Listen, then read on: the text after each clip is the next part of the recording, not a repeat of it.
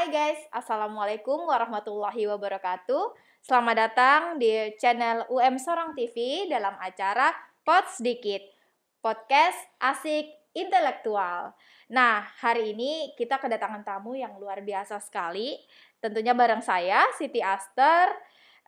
Oke, sebelum kita perkenalan dengan tamu kita, teman-teman jangan lupa untuk saksikan semua postingan, semua video dari channel UM Sorong TV di Instagram maupun di YouTube kita. Jangan lupa like, subscribe, dan juga share video ini. Oke guys, kita langsung saja kepada narasumber kita, tamu kita yang luar biasa sekali. Beliau ini mungkin sudah banyak teman-teman yang kenal, jadi kita langsung saja ya. Halo Bu, Assalamualaikum. Waalaikumsalam. Gimana kabarnya Bu? Alhamdulillah sehat dan baik. Oke, teman-teman, beliau ini adalah Ibu Wisang. Beliau salah satu pondasi dari berjalannya kampus Universitas Muhammadiyah Sorong ini. Dan luar biasa sekali, beliau ini bukan hanya sekedar dosen biasa, tapi beliau adalah kepala bendahara, bener ya Bu ya? Kepala Biro Keuangan. Kepala Biro Keuangan, sorry guys. Jadi beliau ini adalah kepala Biro Keuangan guys. Jadi teman-teman pasti udah banyak yang kenal karena beliau berada di sini mengabdi di kampus kita Universitas Muhammadiyah Sorong sudah sejak 2002. 2002. Saat itu namanya masih apa Bu? Unamin. Jadi namanya masih Unamin, belum berganti menjadi Universitas Muhammadiyah Sorong ya Bu ya. Oke, berarti sudah lama sekali. Berapa tahun itu kira-kira? Kurang lebih 18 ya, 19 ya, 19 tahun. 19 tahun yang lalu saya sepertinya masih SD. Oke. Iya betul. Berarti dari masih muda ya Bu ya? Iya. Oke, dan sekarang masih muda Bu, masih semangat. Terima kasih. Oke. Jadi Bu, gimana sehat hari ini? Alhamdulillah sehat dan baik ya. Iya. Saya lihat Ibu ini masih tetap energik ya Bu ya. Amin. Gimana Bu, ini lagi bulan-bulan agak slow atau masih yang sibuk banget tuh Bu?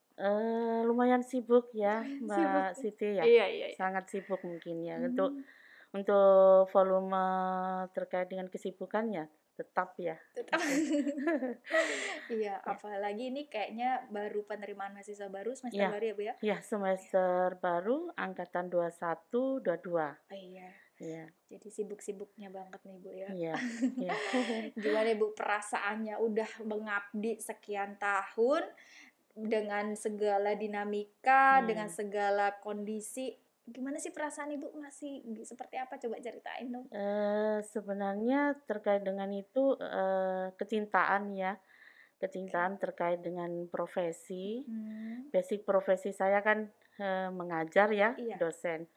Bagi saya mengajar adalah jiwa ya, kecintaan saya terhadap profesi pendidikan yang mungkin sudah pilihan hidup gitu. Jadi untuk mengajar ya pilihan hidup saya gitu. Pilihan hidup teman-teman. Jadi kalau udah milih, jalani, cintai, dan konsisten gitu Bu ya. Kuncinya kalau udah milih itu harus dicintai gitu Bu ya. Betul sekali. Oke. Nah, ngomong-ngomong nih Bu, Ibu kan di sini udah dari 2002 nih. Dari 2002 itu langsung menjabat di bidang keuangan atau menjadi dosen atau untuk keuangannya sendiri mulai sejak kapan gitu Bu? Kalau untuk mulai 2002 sampai 2013 itu dosen tidak tetap. Jadi istilahnya tetap mengajar tapi sebagai dosen tidak tetap.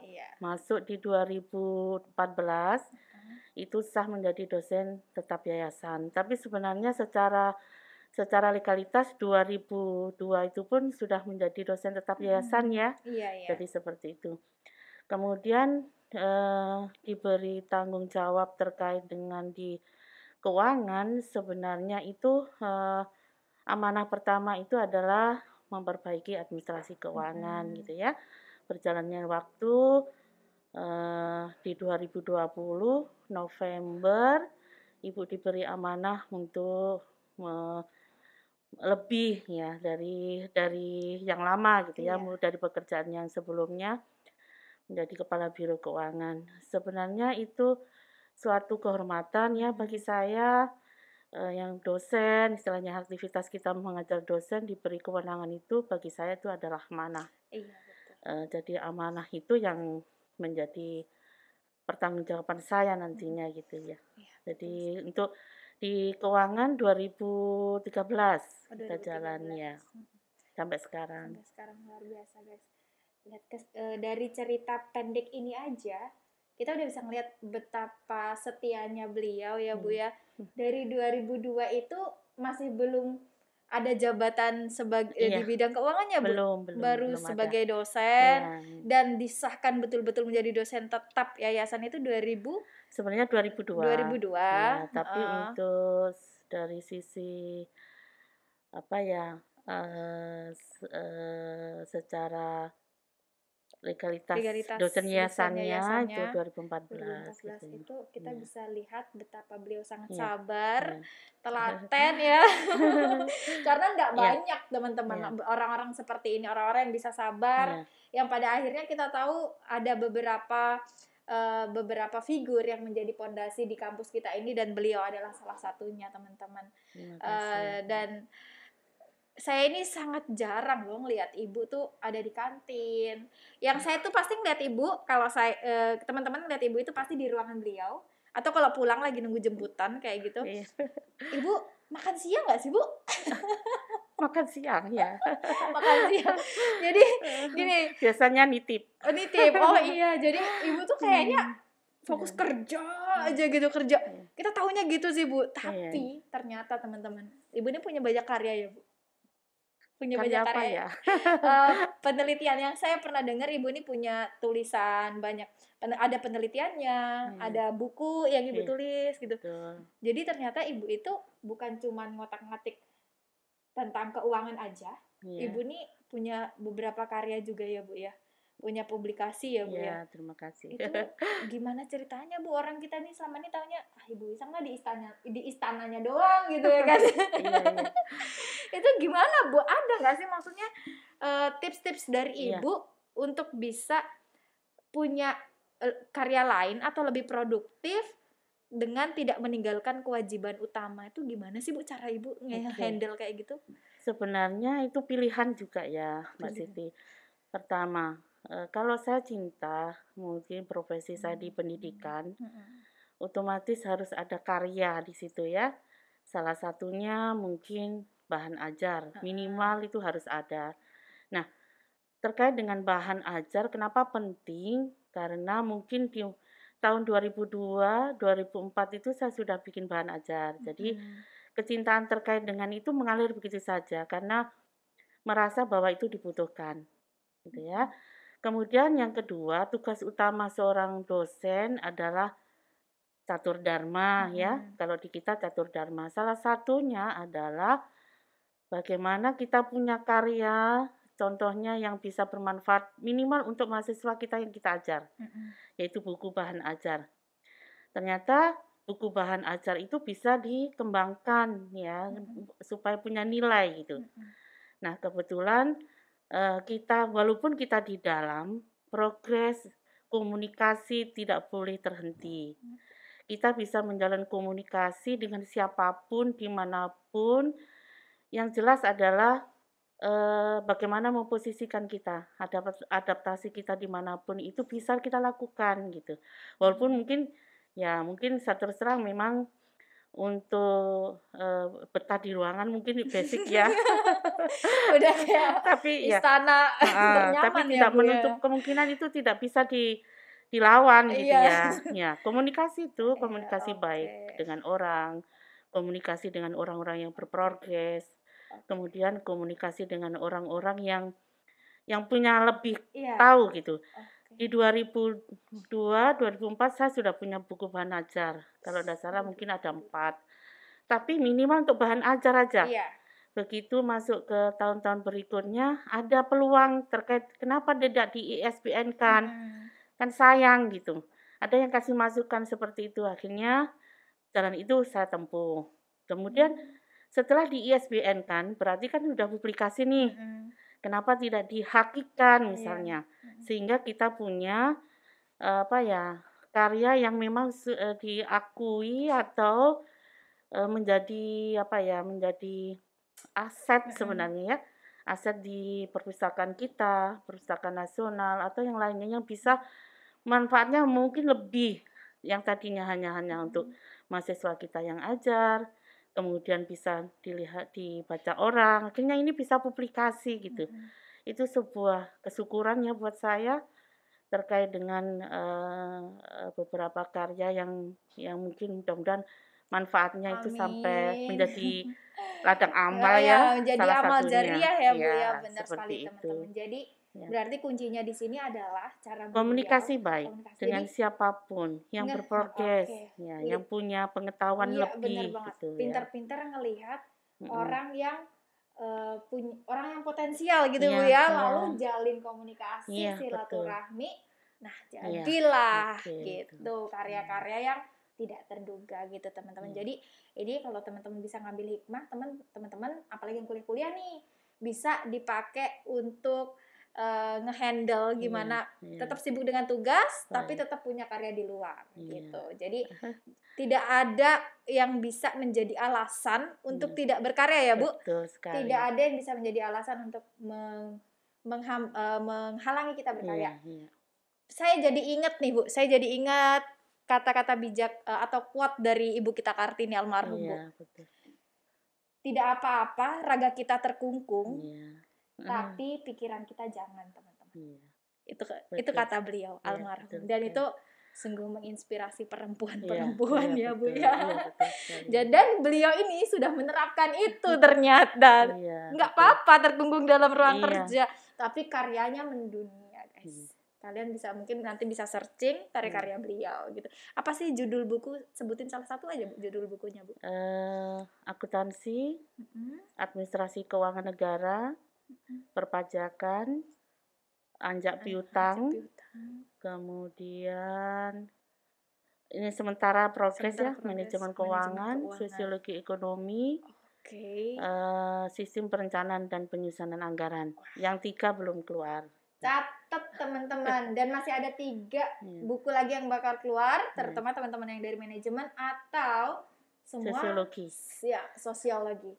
Dan sebaiknya kita semua paham tentang bagaimana itu mengatur keuangan. Jadi coba baca karya-karya beliau, bener ya Bu ya. Oke. Nah, nih Bu, saya mau nanya lagi nih Bu. Ibu ini kan udah lama banget nih kerja di sini, ngabdi. Bukan, kita nggak usah bahas ini sebagai kerja ya Bu, kita bahasakan pengabdian gitu, supaya lebih selaras dengan kata tulus itu tadi, setia ya Bu ya. Selama Ibu mengabdi di sini tuh pernah nggak sih Bu ada rasa bosan? Atau kan kalau orang kayak Ibu ini sebenarnya punya nilai atau punya value yang luar biasa yang mungkin bisa lebih, kalau Ibu di luar maybe ada kesempatan yang lebih luar biasa gitu mungkin, tapi Ibu tetap memilih di sini gitu. Kenapa sih Bu gitu? Padahal kan Ibu mungkin di luar.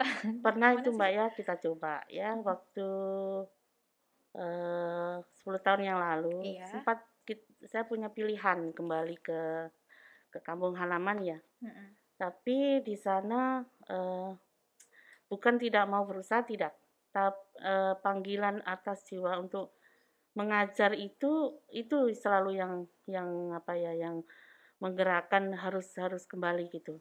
Karena memang itu dunia saya gitu, cita-cita kecil dari saya gitu. Jadi saya menikmati apa yang bisa saya lakukan. Jadi saya melakukan apa yang bisa saya lakukan. Maksudnya saya tidak berpikir yang lain karena yang bisa saya lakukan mengajar gitu misalnya itu. Jadi itu pilihan sih sebenarnya, pilihan hidup ya, apapun yang kalau kita sudah meyakini itulah yang bisa kita lakukan, yang kita bisa maksimalkan gitu. Jadi itu sih sebenarnya gitu. Jadi ya. Pilihannya. Jadi intinya dari ketulusan Ibu tadi menekuni apa yang menjadi pilihan Ibu, mendapatkan bonus sebagai Kepala Biro Keuangan itu tadi, itu adalah menjadi berkah. Bukan bonus ya, bukan amanah. Bonus apa? Amanah amanah. Dia maunya sebagai amanah teman-teman. Jadi kita bisa merasakan sendiri gimana beliau betul-betul mencurahkan diri beliau untuk amanah yang diberikan kepada beliau dan juga passion beliau sebagai seorang pengajar, teman-teman. Oke, jadi ini satu pertanyaan terakhir nih, Bu. Baik. Dari masa ke masa, dari tahun ke tahun Ibu menjalani karir Ibu di sini dan terutama sebagai kepala biro keuangan, apa sih yang Ibu harapkan ke depan dan juga tindakan maksud saya ini, ada sesuatu yang luar biasa yang Ibu perbuat, yang Ibu lakukan untuk amanah yang diberikan kepada Ibu itu apa sih gitu, dan juga dari masa ke masa apa sih yang Ibu merasa luar biasa sekali gitu. Ya, amanah memperbaiki administrasi itu kan